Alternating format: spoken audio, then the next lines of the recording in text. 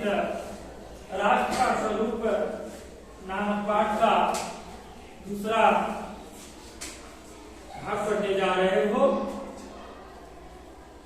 3 के सम्मिलन से राष्ट्र का स्वरूप बनता है।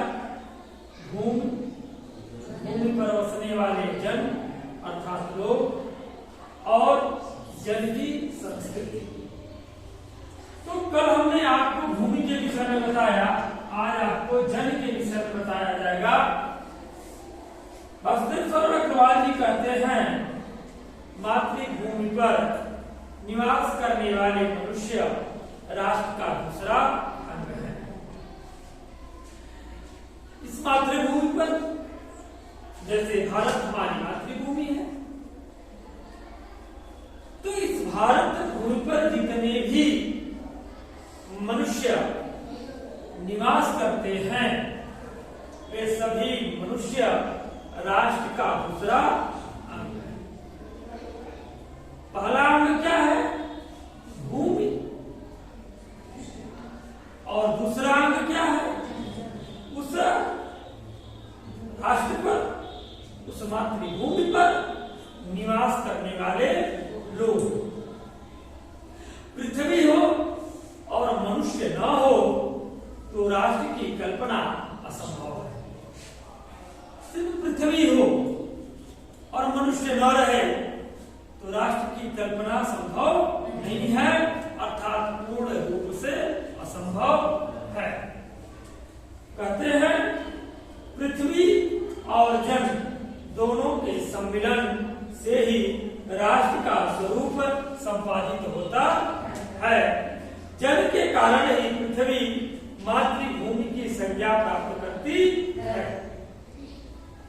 जब पृथ्वी पर लोग निवास करते हैं तो उन्हीं लोगों के द्वारा इस पृथ्वी को मातृभूमि की संज्ञा प्रदान की जाती है, अर्थात इस पृथ्वी को मातृभूमि कहा जाता है। पृथ्वी माता है और जन सच्चे अर्थों में पृथ्वी के पुत्र हैं। यह पृथ्वी जो है यह हमारी माता है और हम सभी इसके पुत्र हैं।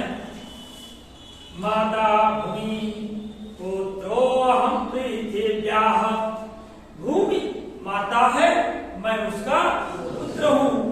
जन के हृदय में इस सूत्र का अनुभव ही राष्ट्रीयता की कुंजी है। इसी भाव से राष्ट्र निर्माण के अंकुर उत्पन्न होते हैं। जो राष्ट्र के निर्माण का अंकुर होता है, अर्थात जो राष्ट्र के निर्माण के जो भाव हमारे मन में जागृत होते हैं वह इसी विचारधारा से होते हैं कि यह पृथ्वी हमारी माता है और हम इसके पुत्र हैं।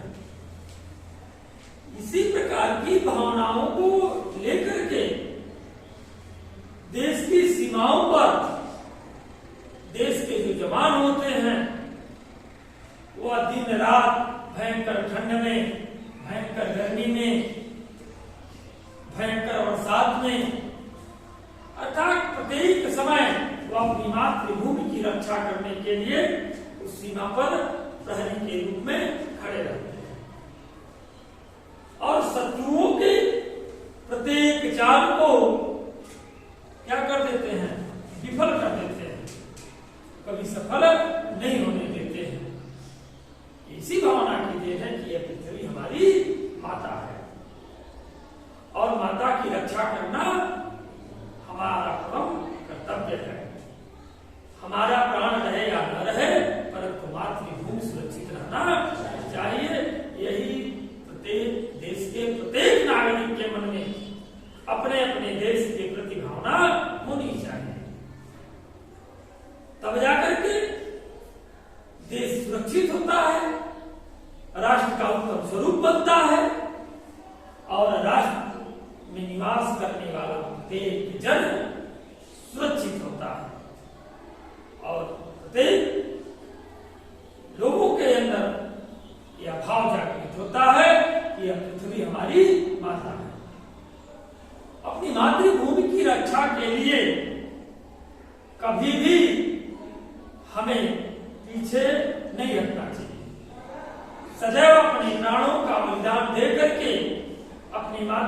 की रक्षा करनी चाहिए।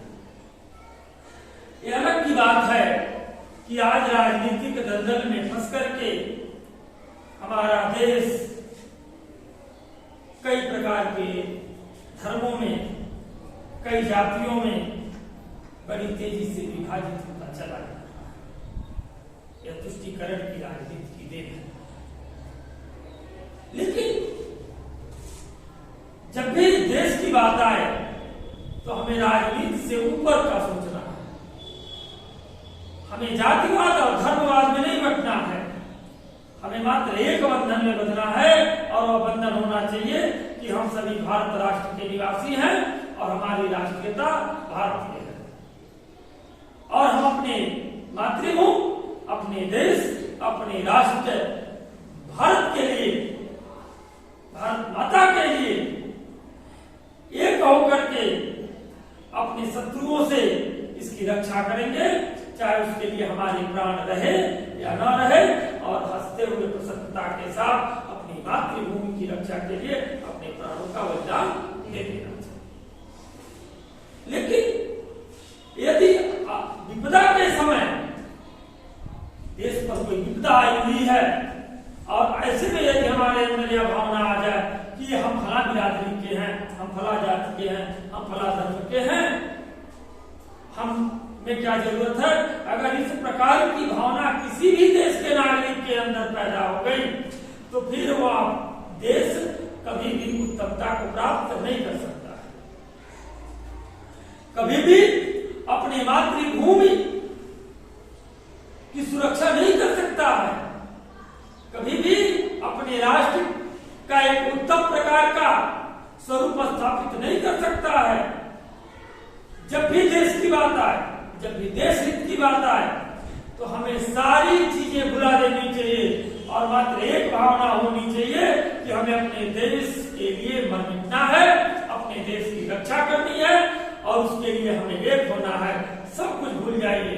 हम ना अलग धर्म के हैं, ना अलग जाति के हैं, हम एक, हमारा एक धर्म है, वो हमारा धर्म है भारतीयता। हमारी एक जाति है और वह कौन सी जाति है? भारतीय होना। हमारी राष्ट्रीयता जो भारतीय है वही राष्ट्रीयता हमारी जाति है। और इस प्रकार के दृढ़ संकल्प के साथ सदैव अपने देश की रक्षा के लिए तत्पर रहना चाहिए और देश का विकास करना चाहिए। कहते हैं इसी भाव से राष्ट्र के निर्माण के अंकुर उत्पन्न होते हैं। यह भाव जब सशक्त रूप में जागता है तब राष्ट्र के स्वर वायुमंडल से भरने लगते हैं। हमने समझाने का कार्य वही बात की। इस भाव के द्वारा ही मनुष्य पृथ्वी के साथ अपने सच्चे संबंध को प्राप्त करता है। जहाँ यह भाव नहीं वहाँ जन और भूमि का संबंध अचेतन और जड़ बना रहता है। इस देश के लोगों के अंदर यह भाव ही ना हो अपनी मातृभूमि के प्रति, ये हमारी माता नहीं है, इसकी रक्षा करना कोई आवश्यक नहीं है, उस राष्ट्र का कोई स्वरूप होगा नहीं होगा। ऐसा राष्ट्र तो सदैव दूसरों के द्वारा क्या किया जाए, बुरा बनाया जाए। हमारा देश अंग्रेजों का गुलाम रहा, हमने थोड़ी सी कमी आ गई कि हम भारतीयों के अंदर एकता नहीं रह गई थी, हम जातियों में बट गए थे। ठीक है, आज अंग्रेज ने उस राजा को मारा है, हमको कौन सी गरज है? हम तो खुश हो गए कि वह राजा हमारा शत्रु था, वह बादशाह हमारा शत्रु था, वह सुल्तान हमारा शत्रु था। इस प्रकार की भावनाएं लोगों में व्याप्त होती गई। हम अपने लोगों को ही अपना शत्रु मान बैठे और विदेशी आक्रमणकारियों के द्वारा उनके पराजय पर हम आनंद मनाने लगे। जब तक हमें यह ज्ञान हुआ कि हम भी अब सुरक्षित नहीं हैं और यह अंग्रेज इस देश पर कब्जा करना चाहते हैं, तब तक बहुत देर हो चुकी थी और अंग्रेजों का पैर भारत भूमि पर जम चुका और हम उनके अधीन हो गए, हमारी स्वतंत्रता समाप्त हो गई। लेकिन जब हमारे ही अंदर, हम भारतीयों के अंदर ये भाव जागृत हुआ कि हमारा देश है, हम सभी भारत देश के नागरिक हैं, यह पृथ्वी हमारी माता के समान है और हम सभी इसके पुत्र हैं, उसी दिन अंग्रेजों की घटिया घड़ी इस तरह हो गया। अर्थात अंग्रेज पूरी तरीके से भयभीत हो गए और हमारे देश को छोड़ने का निश्चय कर लिया। जब तक हम हां से हिंदू और वहां से मुसलमान थे, तब तक हम अंग्रेजों के गुलाम थे। और जब हमने हां से हिंदू के भाव को भुला दिया और वहां से मुसलमान की भावना को भुला दिया, अर्थात दोनों को एक कर दिया, अर्थात हम हो गए, उसी दिन अंग्रेजों ने हमारे देश को स्वतंत्र किया। हमारे देश की अखंडता, गौरव और हमारी एकता का प्रतीक है। जब तक हम हैं, अर्थात जातियों में नहीं बटे हैं, धर्मों में नहीं बटे हैं, तब तक हमारा देश सुरक्षित है, हमारा क्षेत्र सुरक्षित है, हमारा गांव सुरक्षित है, हमारा परिवार सुरक्षित है। और जब ही हम जातियों में बटेंगे, धर्मों में बटेंगे, जब वही हम स्वयं नहीं सुरक्षित हैं, तो दूसरे की सुरक्षा कहां से करना है? हमें बटना नहीं है, हमें सदैव एक रहना, एक रहते हुए अपने अपने धर्म के अनुसार, अपने अपने संप्रदाय के अनुसार, अपने अपने कर्तव्य का पालन करते रहना चाहिए। यह उत्तम प्रकार की शिक्षा है और यही उत्तम प्रकार की व्यवस्था है। इससे अतिरिक्त यदि कुछ भी विचार करेंगे तो सुख की प्राप्ति नहीं करेंगे, सदैव दुख के संकट में ही आपका समय व्यतीत। आगे कहता है, इस भाव से के द्वारा ही पृथ्वी के साथ अपने सच्चे संबंध को प्राप्त करता है। जहां यह भाव नहीं, वहां जन और भूमि का संबंध अचेतन और जड़ रहता है। जिस समय भी जन का हृदय भूमि के साथ माता और पुत्र के संबंध को पहचानता है, उसी क्षण आनंद और श्रद्धा से भरा हुआ उसका प्रणाम भाव मातृभूमि के लिए इस प्रकार प्रकट होता है। इस प्रकार होता है, नमो मात्रे पृथिव्यै, नमो मात्रे पृथिव्यै। माता पृथ्वी को प्रणाम है, माता पृथ्वी को प्रणाम है। यह प्रणाम भाव ही भूमि और जन का दृढ़ बंधन है। प्रणाम किसके प्रति होता है? प्रणाम किसको करते हैं? जिसके प्रति हमारे हृदय में उत्तम श्रद्धा भाव होता है, उस व्यक्ति को हम प्रणाम करते हैं। अर्थात जब मातृभूमि को माता के रूप में हम प्रणाम करेंगे, हमारे मन में यह भाव होगा कि नमो मात्रे पृथिव्या, माता पृथ्वी को प्रणाम। ऐसे उत्तम प्रकार के श्रद्धा पूर्वक भाव जब हमारी पृथ्वी के प्रति होंगे, तो यही भाव, प्रणाम भाव ही हमारी भूमि और उस भूमि पर बसने वाले लोगों को दृढ़ बंधन में बांध देने का कार्य करेगा। इसी दृढ़ भित्ति पर राष्ट्र का भवन तैयार किया जाता है। राष्ट्र का एक दृढ़ मजबूत बंधन होता है, वह इसी भावना के साथ तैयार होता है। इस दृढ़ चट्टान पर राष्ट्र का जीवन आश्रित रहता है। इसी मर्यादा को मानकर राष्ट्र के प्रति मनुष्यों के कर्तव्य और अधिकारियों का उदय होता है।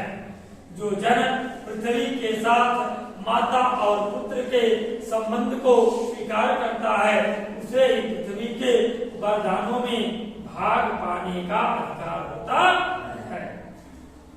माता के प्रति अनुराग और सेवा भाव पुत्र का स्वाभाविक कर्तव्य है।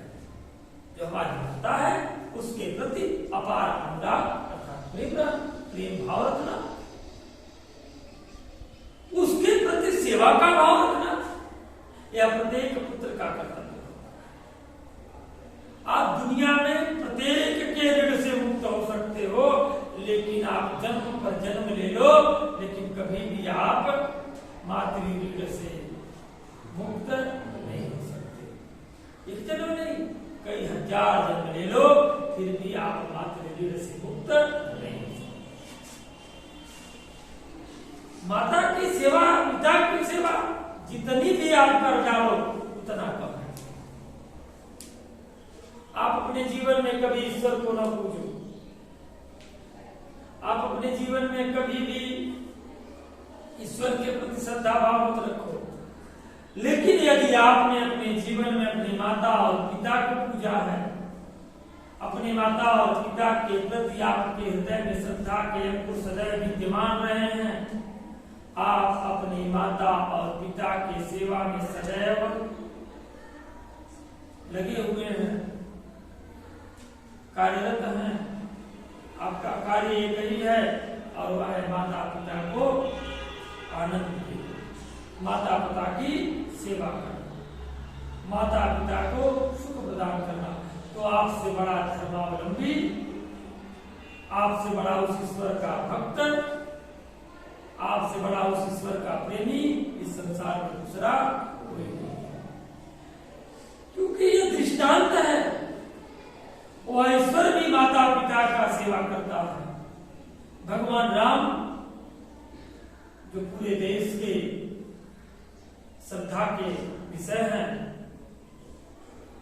पूरा देश जिनको एक आदर्श पुत्र के रूप में, मर्यादा पुरुषोत्तम के रूप में स्वीकार करता है। एक बार एक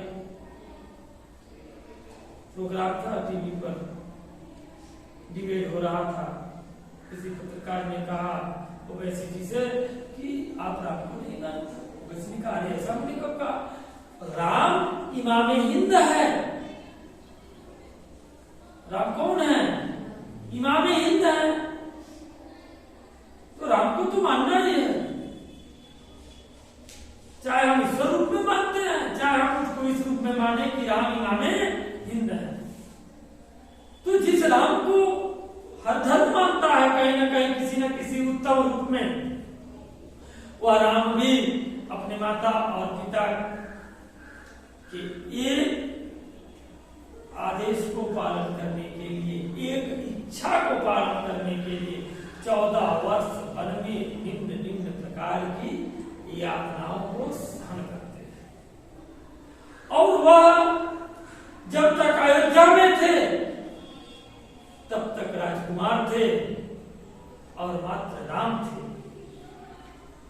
लेकिन जब वही राजमहल के वैभव का सुख त्याग करके उन्होंने बन जाने का निर्णय लिया तो वह आदर्शवान, वही राम आदर्श पुत्र बन गए। और जब राम 14 वर्ष के बाद अयोध्या से लौटकर, सारे वन से लौट करके अयोध्या आए, तो वही राम मर्यादा पुरुषोत्तम भगवान श्री राम।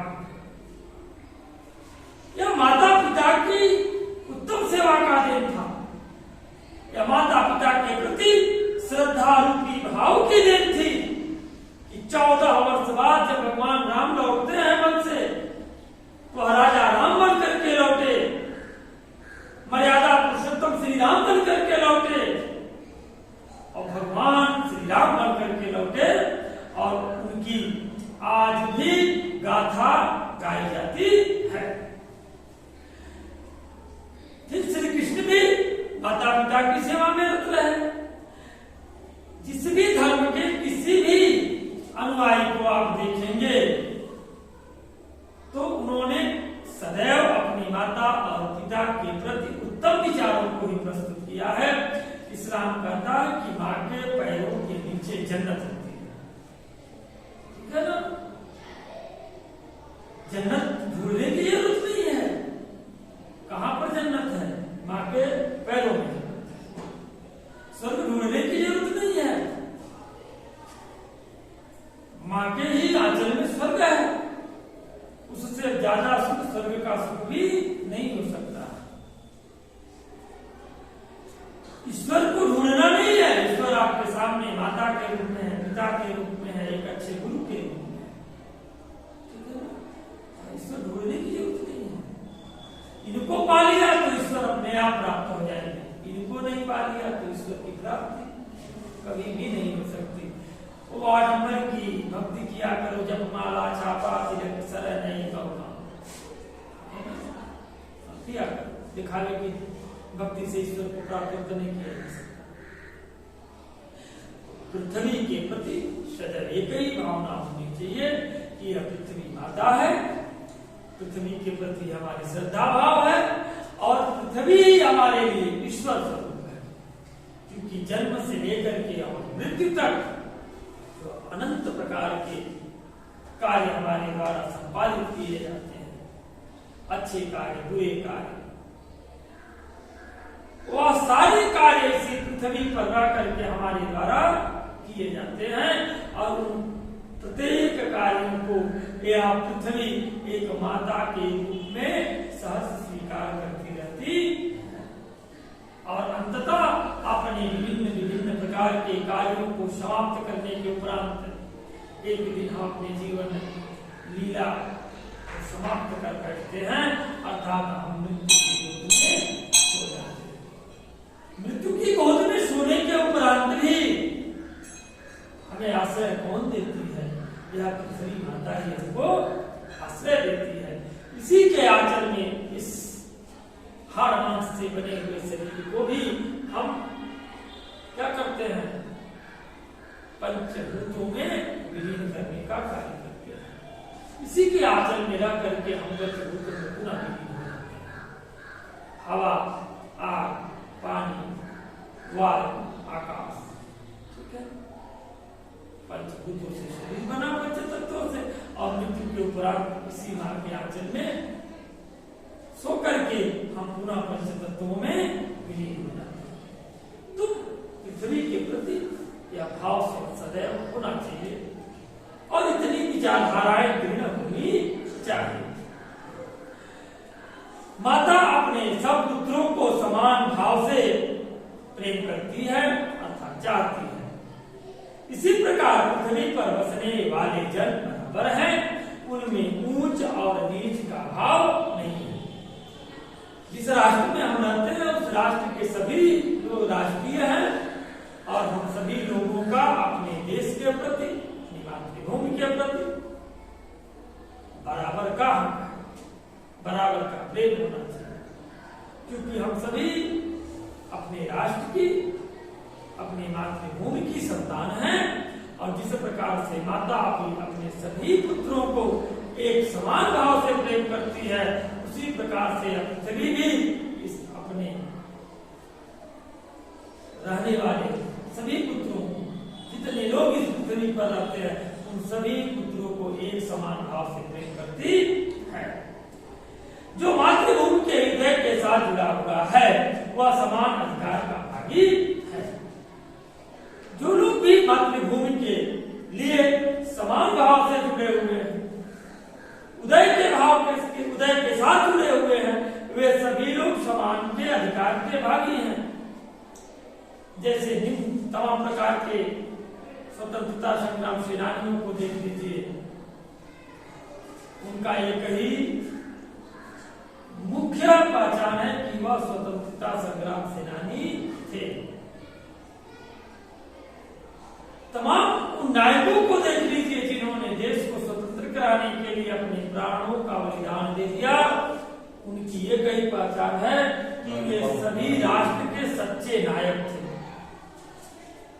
जो तमाम प्रकार की स्त्रियों ने अपने देश की रक्षा के लिए अपने प्राणों की आहुति दे दी, उनकी एक ही पहचान है कि वह राष्ट्र की सच्ची नायिका थी।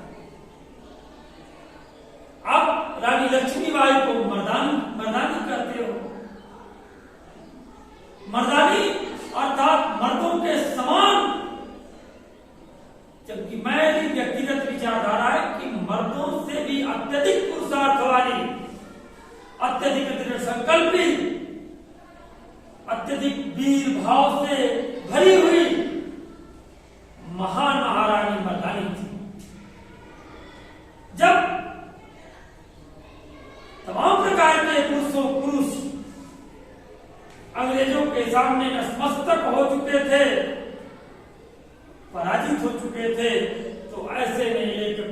शरीर वाली, भिन्न भिन्न प्रकार के सुख संपदा को प्राप्त करने वाली मनुबाई जो झांसी की रानी थी, उसने अपने हाथ में खड़ग उठाई और घोड़े पर चढ़ करके अंग्रेजों से युद्ध करना आरंभ कर दिया। जिनके शरीर का आधा भाग कर चुका था, फिर भी उनके हाथ शत्रुओं के गर्दन पर उनकी कटार चलाने का काम कर रहे थे। और जिन्होंने मन में ठान लिया कि इन अधर्मी अंग्रेजों के द्वारा हम पकड़े नहीं जाएंगे, तो उन्होंने अपने संकल्प को भी पूरा किया। और जब अंत समय निकट आया तो उन अधर्मियों से दूर जाकर के अपने शरीर का त्याग कर दिया। यह भारत के सच्चे नायिका थे। और वह लोग जैसे चंद्रशेखर आजाद, जब उनके पिस्तौल ने एक गोली मात्र बची उनके रिवाल्वर में, तो उन्होंने वह गोली स्वयं को दाग लिया, लेकिन अंग्रेजों के चंगुल में पड़ना स्वीकार नहीं किया। ये सच्चे नायक थे हमारे देश के। लेकिन आज हमारे देश का दुर्भाग्य है कि हमारे देश की राजनीति किसी को नायक बना देगी, किसी को नायिका बना देगी। ठीक है ना, वो अलग की बात है।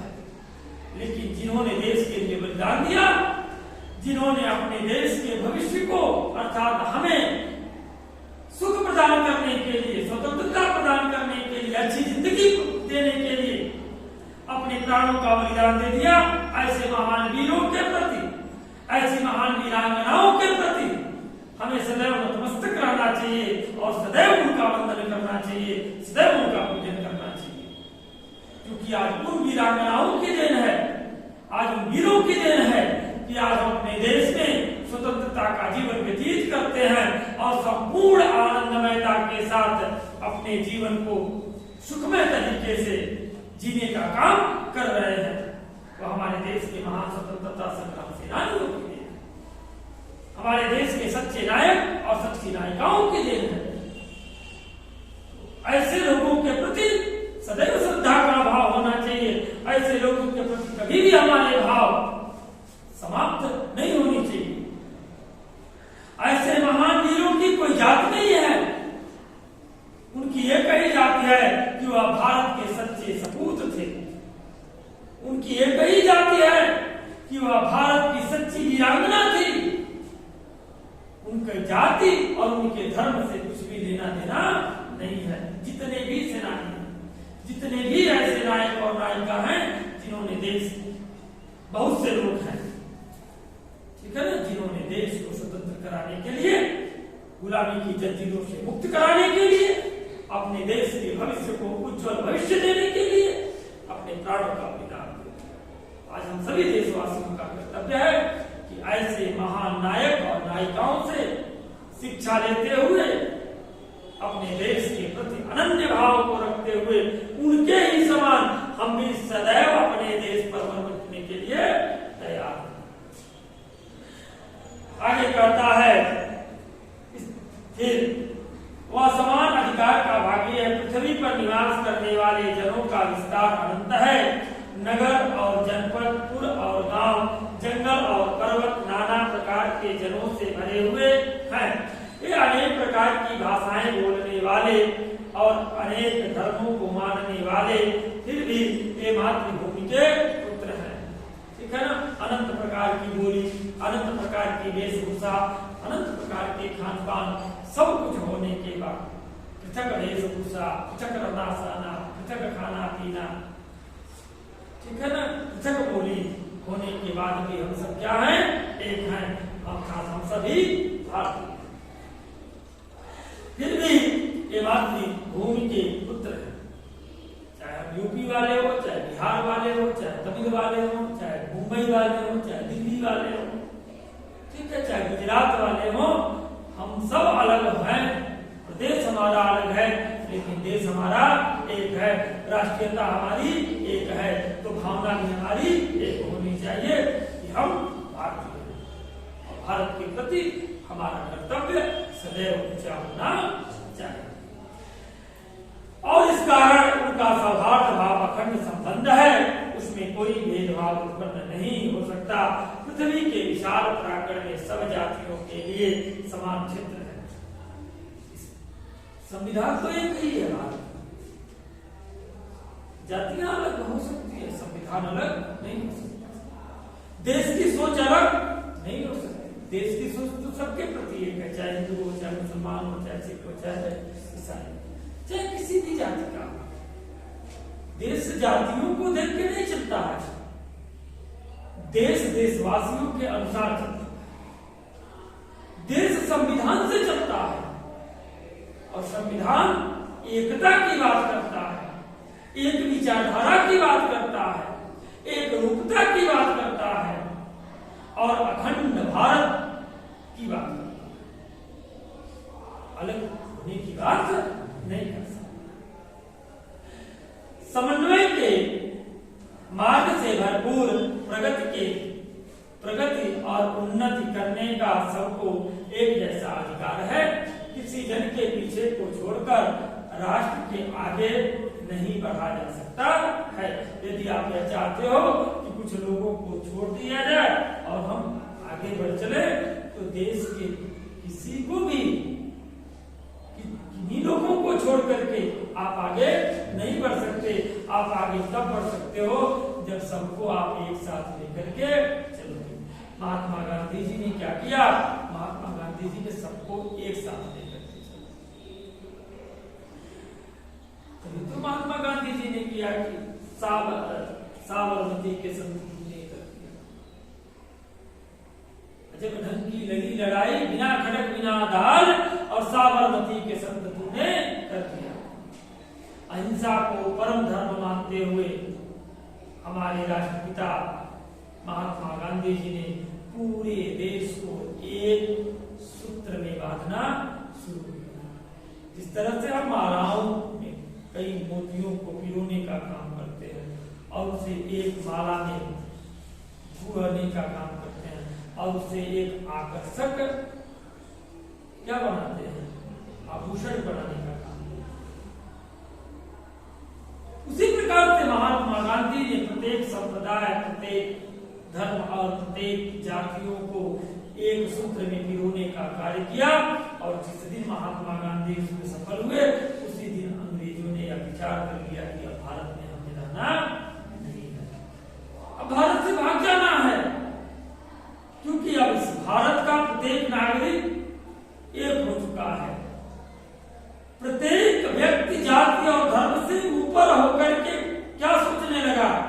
अपने देश के प्रति सोचने लगा। इसलिए अब भारत में हम रह नहीं सकते हैं। और उसी दिन अंग्रेजों के द्वारा यह घोषणा की गई कि हम आपके देश को अब स्वतंत्र करते हैं। और जब तक हम अनेक थे, तब तक अंग्रेजों ने हमारे देश पर भांति भांति प्रकार के अत्याचार, भांति भांति प्रकार के हमारे साथ अन्याय किया, हमारे साथ अत्याचार किया, हमारे देश को लूटा। लेकिन जिस दिन हम एकता के सूत्र में बंध गए, उसी दिन अंग्रेजों ने अपना बोरिया बिस्तर बांधना शुरू कर दिया। आगे कहता है कि अतएव राष्ट्र के प्रत्येक अंग की सदसुध हमें लेनी होगी। राष्ट्र के शरीर के एक भाग में यदि अंधकार और निर्बलता का निवास है, तो समग्र राष्ट्र का स्वास्थ्य उतने अंश में असमर्थ रहेगा। राष्ट्र के प्रत्येक भाग में प्रकाश होना चाहिए, अंधकार नहीं होनी चाहिए। राष्ट्र के प्रत्येक स्थान पर, प्रत्येक भाग में, प्रत्येक लोगों में सबलता होनी चाहिए, निर्बलता नहीं होनी चाहिए। तब जाकर के हम स्वस्थ राष्ट्र का निर्माण कर सकते हैं। अन्यथा स्वस्थ राष्ट्र के निर्माण करने में हमें सफलता नहीं प्राप्त होती। इस प्रकार समग्र राष्ट्र को जागरण और प्रगति की एक जैसी उदार भावना से संचालित होना चाहिए। जन का प्रवाह अनंत होता है। लोगों का जो प्रवाह होता है वो क्या होता है? अनंत होता है। सहस्त्रों वर्षों में भूमि के साथ राष्ट्रीय जन ने तादात्म्य प्राप्त किया है। जब तक सूर्य की रश्मियां नित्य प्रातः काल भुवन में गर्मी होता है संसार की, नित्य प्रातः काल भुवन को अमृत से भर देती हैं, तब तक राष्ट्रीय जन का जीवन भी अमर है। जब तक सूर्य की जो प्रातः कालीन किरण होती है वो पूरे भुवन को इससे भर देती है, अमृत से भर देती है, तब तक राष्ट्रीय जन का जीवन भी क्या है, अमर है। इतिहास के अनेक उतार चढ़ाव पार करने के बाद भी राष्ट्र निवासी जन नई उठती लहरों के साथ आगे बढ़ने के लिए अजर और अमर है। जब जन का संतत वाही जीवन नदी के प्रवाह की तरह है, जिसमें कर्म और श्रम के द्वारा उत्थान के अनेक घाटों का निर्माण करना होता है। एक चीज याद रखिए कि हम तभी उत्थान कर सकते हैं जब हम अपने अभिमान से दूर हो, जब हमें अपनी बड़ी जाति होने पर अभिमान न हो, जब हमें अपनी विद्वता पर अभिमान न हो, जब हमें अपनी कर्मशीलता पर अभिमान न हो, जब हमें अपने धन पर अभिमान न हो, जब हमें अपने बल पर अभिमान न हो, अर्थात किसी भी रूप में हम अभिमान को प्राप्त न करें, हमारे अंदर लेस मात्र भी अभिमान पैदा न होने पाए, तब जाकर के हम उत्तम स्थान को प्राप्त कर सकते हैं और अपने उत्तम अर्थात महान कार्यों के द्वारा देश के विकास में अपनी उपयोगिता,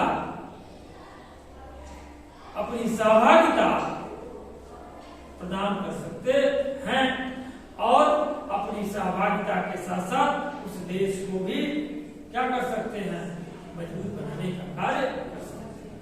और जब हमें अपनी विद्वता का अभिमान हो जाए, धन का अभिमान हो जाए, बल का अभिमान हो जाए, गुण का अभिमान हो जाए, तो हम अभिमान रूपी दलदल में फंस करके स्वयं को नष्ट कर लेंगे।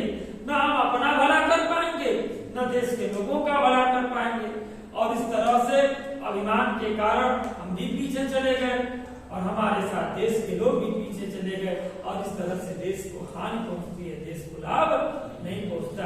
इसलिए आपके पास जो गुण है, जो भाव है, जो भी चीज आपके पास है, जिससे आप अपने साथ साथ देश के लोगों का भी उद्धार कर सकते हो, देश के लोगों का भी उत्थान कर सकते हो, उन सामर्थ्यता के साथ स्वयं का उत्थान करिए, देश के लोगों का उत्थान करिए, जाति और धर्म से ऊपर उठ करके लोगों का उत्थान करिए, लोगों को अच्छा भाव पैदा करिए, लोगों के अंदर, लोगों में अच्छी विचारधाराओं को भरने का कार्य करिए। इस प्रकार आप भी मजबूत होंगे, आपसे जुड़े हुए लोग भी मजबूत होंगे, ऐसे देश का प्रत्येक नागरिक मजबूत होगा, और जब देश का प्रत्येक नागरिक मजबूत होगा, देश का प्रत्येक नागरिक बलवान होगा, देश का प्रत्येक नागरिक शिक्षित होगा, तो उस देश का जो सीमा रेखा है वह भी अत्यंत, और इस प्रकार से वह देश भी मजबूत